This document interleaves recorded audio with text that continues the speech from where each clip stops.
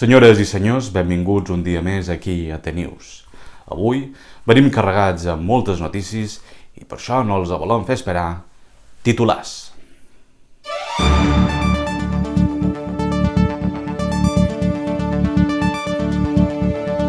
Els veïnats de Llumallor s'han dut una gran sorpresa durant l'actual situació de desescalada, quan han fixat les seves mirades al cel.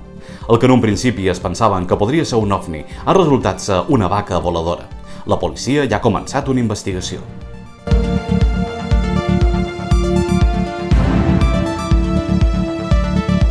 Investigadors de la Universitat d'Oxford han descobert una nova espècie animal que han anomenat perrimoni. Aquest ésser viu destaca per tenir unes fisonomies i conductes molt semblants a la dels humans. Ara s'investiga si podria tenir qualque relació amb la Covid-19.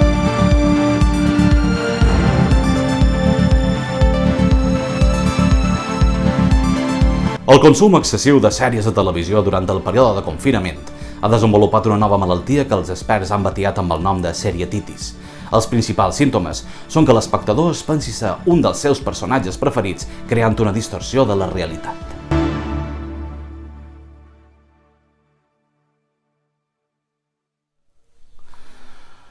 Avui començam aquest TNews un altre cop a Llumallor, i és que sembla ser que els habitants d'aquest municipi, durant la desescalada, han vist sobrevolar un animal que les primeres investigacions apunten que podria ser una vaca voladora. És per això que m'ha enviat allà en Helena Rosselló, que té la darrera hora. Helena, què més sabem sobre això? Sí, notícia bomba. Moltes de les persones que viuen a la localitat de Llumallor observaren moviments estranys en el cel. En primer lloc, es pensaren que era un ovni, però quan es fixaren més atentament, se n'adonaren que era una vaca voladora. De fet, l'han vist sobrevolar el campanari del poble. Sembla ser que cap a les 10:30 d'ahir, una vaca amb capa de Superman, per cert, moníssima i amb una tela brillant, va treure totes les mirades dels transeünts, quedant-se sense paraules. La policia i bombers es van desplaçar al lloc per detenir l'animal. Encara es desconeix la procedència de la vaca i el perquè d'aquest poder màgic, però si sabem res nou, els informarem el més aviat possible. Moltes gràcies, Helena. I ara ens desplaçam cap a la Universitat d'Oxford, i és que sembla ser que un grup d'investigadors ha descobert un nou ésser viu que han batiat amb el nom de perrimoni. Aquest animal sembla ser que té forma de ca, però té moltes semblances també amb els hàbits dels humans. N'Ariadna Comas s'ha desplaçat allà i ha pogut xerrar amb els investigadors. Ariadna, què més t'han explicat sobre perrimoni? Investigadores de la Universidad de Oxford han descubierto una nueva especie animal y lo han denominado perrimoni. Las características de este ser vivo destacan por tener los ojos y la boca muy grandes, como la de un humano corriente, pero la nariz la tiene de lo más pequeña. Esta raza es muy pero que muy extraña, porque su rutina es como la de un humano normal. Duerme, se ducha, se lava los dientes e incluso graba vídeos para YouTube, TikTok e Instagram.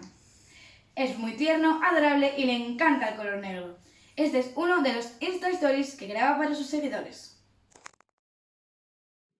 Hola chicos, yo soy Perrimoni y me encanta el negro, porque combina con todo. Productores de Hollywood ya han puesto su atención en este animal y están pensando en realizar una película donde sería el protagonista. Cuando tengamos más noticias sobre el estreno, les informaremos lo antes posible. Muchas gracias. Moltes gràcies, Ariadna.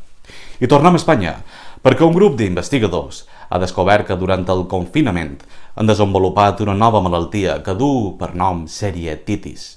Aquesta destaca perquè l'espectador es creu ser el personatge de la sèrie que consumeix. Sobre aquest tema té més detalls el nostre corresponsal David del Barrio. David, quins detalls més sabem sobre això? Sí, así es. El excesivo consumo de series online durante el confinamiento ha desarrollado una nueva enfermedad llamada serietitis. Este síndrome provoca que el espectador, tras estar expuesto a muchas horas de sus series favoritas, se piense que es uno de los protagonistas. Este hecho se ha podido observar durante la desescalada, donde diferentes grupos de personas han mostrado los síntomas más comunes. Por ejemplo, en Barcelona, un grupo de seguidores de Juego de Tronos se ha apoderado del Camp Nou y lo han renombrado Invernalia.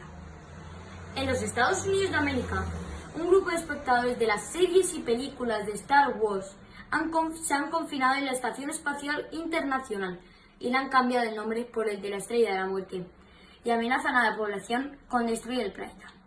La policía está intentando localizar a aquellos seguidores de The Walking Dead para evitar un supuesto ataque zombie. Nos acaba de llegar una última hora. Un grupo de fans de La Casa de Papel se ha apoderado de la Casa Blanca y la quieren convertir en la Casa de la Moneda y Timbre. Cuando tengamos más detalles, les solicitaremos volver a entrar en directo. Y recuerden, se acerca el invierno. Moltes gràcies, David. T'espera desembarco del rei. I abans de finalitzar, els volem recordar que tenen a la seva disposició aquí a JCTV les dues sèries d'èxit d'aquesta temporada, No sé on ets i Secrets. La setmana que ve podran veure els capítols 5 i 6. I abans de dir adeu, els volem informar que estan preparant un especial final de temporada de T-News, on volem donar veu als nostres espectadors. És a dir, que si penseu tenir una notícia que té cabuda al nostre programa o bé penses que pots formar part d'un dels nostres reporters, ens pots enviar la teva notícia o bé el teu vídeo a la nostra compte de correu electrònic escoladeteatre@cjuandelacierva.com. Entre les notícies que rebem farem una tria d'aquelles que siguin més adients pel nostre programa i la podràs veure en aquest gran programa final de temporada. I res més a dir avui, els esperam la propera setmana amb més notícies aquí a T-News. Gràcies i bona setmana.